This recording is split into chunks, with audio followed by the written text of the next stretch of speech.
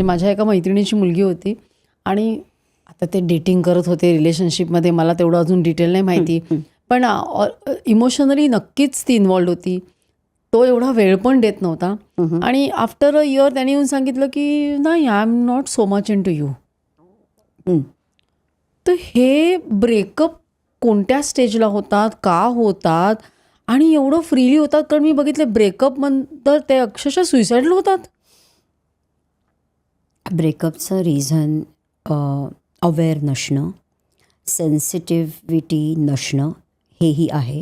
For example, you are getting the signals from the partner की तो तुम्हाला कुठेतरी अवॉइड करतो आहे, तुम्हाला इन्सल्ट करतो आहे किंवा करते आहे सगळ्यांसमोर म्हण, किंवा ब्लॉक करते आहे सगळीकडे, काही झालं की खूप अँगर इश्यूज आहेत. हे सगळे सिग्नल्स आहेत, तुम्हाला येत आहेत. आता हे कोणामध्ये नसतात का? सगळ्यांमध्ये असतात.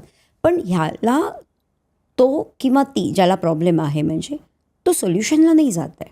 ही stick to it, adamant to it की मला हे असंच राहणार, मी असाच आहे, मी You have असाच to आहे. accept. अच्छा. That's a red flag. असं नसतं. कारण मीही जर चेंज होतोय किंवा होतीये तर तूही थोडंसं दाखवायलाच पाहिजेस ना. दिस इज व्हेरी इम्पॉर्टंट पॉईंट की थोडंसं ॲक्सेप्टन्स तुझ्याकडनं पण पाहिजे. त्यामुळे रिलेशनशिपमध्ये फक्त प्रेम कामी नाही आहे, त्याच्याबरोबर अंडरस्टँडिंग, ॲक्सेप्टन्स हळूहळू वाढला पाहिजे. आणि तर त्याच्यामधनं मग तो कमिटमेंटचा सी मी जे म्हटलं की we are ready for each other, we will not give up on petty issues. पण मग रिलेशनशिप जेव्हा तू म्हणतेस तेव्हा म्हणजे दोघांनी चेंजेस करणं एक्सपेक्टेड असतं. करेक्ट. तर मे बी कुठेतरी एक आपलं कल्चरल असं असतं म्हणून ठीक आहे चला ॲक्सेप्ट करू. पण पुढे जाऊन तो रिअल ॲक्सेप्टन्स नसेल तर प्रॉब्लेम नाही होत. म्हणून तर आपल्याला बेसपासून काम करायचं आहे ना.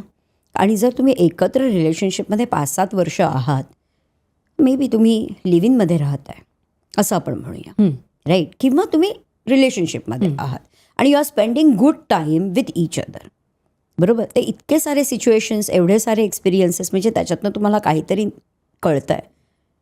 तुम्ही स्वतःला कन्सोल नका करू की ही व्यक्ती माझ्यासाठी चांगलीच आहे. That will be फुलिंग your on self. म्हणजे रेड फ्लॅग्स दिसत आहेत तरी पण तुम्ही थोडंसं त्याच्याकडे इग्नोर करताय की नाही जाऊ दे, चाललंय ते चाललंय, असं कुठेतरी. That is self a red flag. Definitely हा तुमच्यासाठी धोका आहे, म्हणजे स्वतःसाठी. जर तुम्हाला कळतंय पण तरी तुम्ही वळवून घेत नाही आहात. आणि मग रिलेशनशिप टॉक्सिक कधी व्हायला लागते?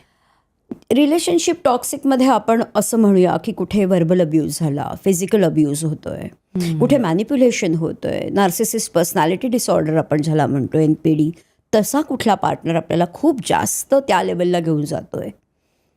म्हणजे जरा जास्त डिटेलमध्ये सांग. डिटेलमध्ये सांगायचं तर तो गिल्टमध्ये टाकतोय आपल्याला.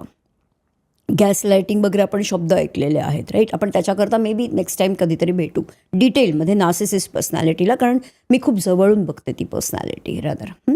सो गॅस लाईटिंग वगैरे आहे, किंवा गिल्ट ट्रिपमध्ये टाकूया, ब्लेम गेममध्ये टाकतोय आणि प्रत्येक वेळेला तो हे प्रूव्ह करतोय की तो किती खरा आहे किंवा ती किती खरी आहे. That's a red flag. मग असं कधी झालं आहे का की मे बी लाँग टर्म रिलेशनशिपमध्ये होते, त्यांना वाटलंय टॉक्सिक आहे, पण ते निर्णय नाही घेऊ शकत आहेत, कारण एक प्रकारचं नातं शेवटी कोणाबरोबर आहे तुम्ही 8-10 दिवस राहिलं तरी अटॅचमेंट होते. नक्की. मग अशा वेळेला असं तुझ्या प्रॅक्टिसमध्ये झालंय का की तू म्हटलेस की नाही, this is not going to work out, आणि हळूहळू थेरपीमुळे किंवा तुझ्या काउन्सिलिंगमुळे, कोचिंगमुळे they took the right decision which is very on their own, नाही जमत आहे त्यांना ते. येस. कुठे स्ट्रेच करून गन पॉईंटवरती रिलेशनशिप बनवायचंच नाही आहे. एका मुलीने असा अप्रोच केला, तिचं वय 32 होतं, ऑलरेडी आधी तिचे ब्रेकअप झालेत आणि त्यामुळे आता जे डेट करून रिलेशनशिपमध्ये कन्व्हर्ट झालेलं होतं ते तिला सांभाळायचं होतं, कारण का तिला आता हे ब्रेकअपमध्ये नव्हतं न्यायचं.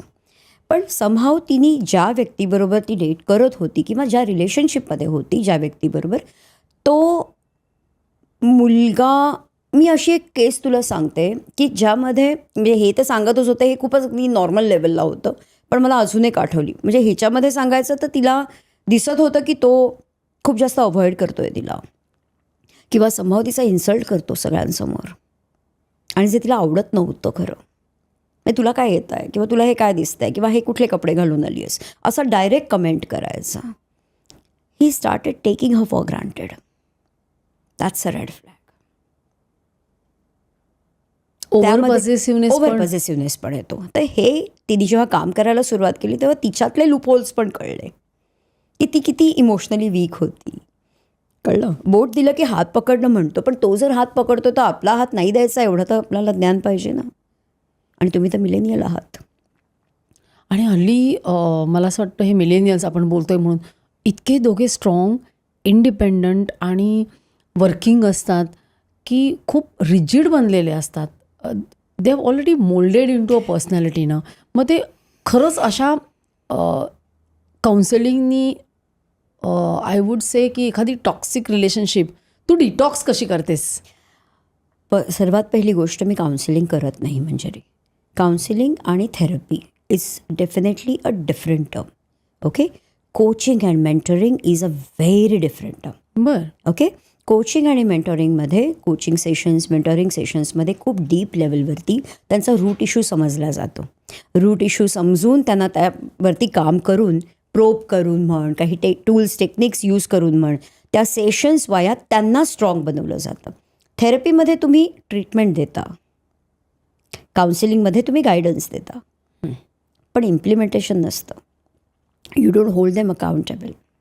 Coaching and mentoring is about holding a person accountable, be their strength. So I work as a catalyst. It's a complete different way. Okay. ठीक आहे. सो आता ही जी केस सांगतो त्याच्यामध्ये ह्यांनी तिला स्वतःचे इन्साइट्स आले. शी बिकेम सेल्फ पॉवरफुल. कळलं. आणि ज्यातनं तिचा सेल्फ कॉन्फिडन्स वाढून तिला फिल्टर कळला की मी कोणाला ॲक्सेप्ट करायचं आणि कोणाला रिजेक्ट करायचं आहे. That is how she will never look back. I mean, so my clients never look back, my coachees never look back. तू त्यांना एम्पॉवर करते. Empower is not empowerment. तुम्ही सॉल्व्ह जरी करता तरी तुम्ही नुसतं एम्पॉवर करून तुम्ही तेवढे पॉवरफुल बना, तेवढं विजनरी बना की what you want in life. And relationship is just a part of life ना, अख्खं लाईफ तर नाही आहे ना. ही क्लिप शेवटपर्यंत बघितल्याबद्दल खूप खूप धन्यवाद. संपूर्ण एपिसोड बघण्यासाठी खाली दिलेल्या लिंकवर क्लिक करा आणि सर्व काही चॅनलला सबस्क्राईब करायला विसरू नका.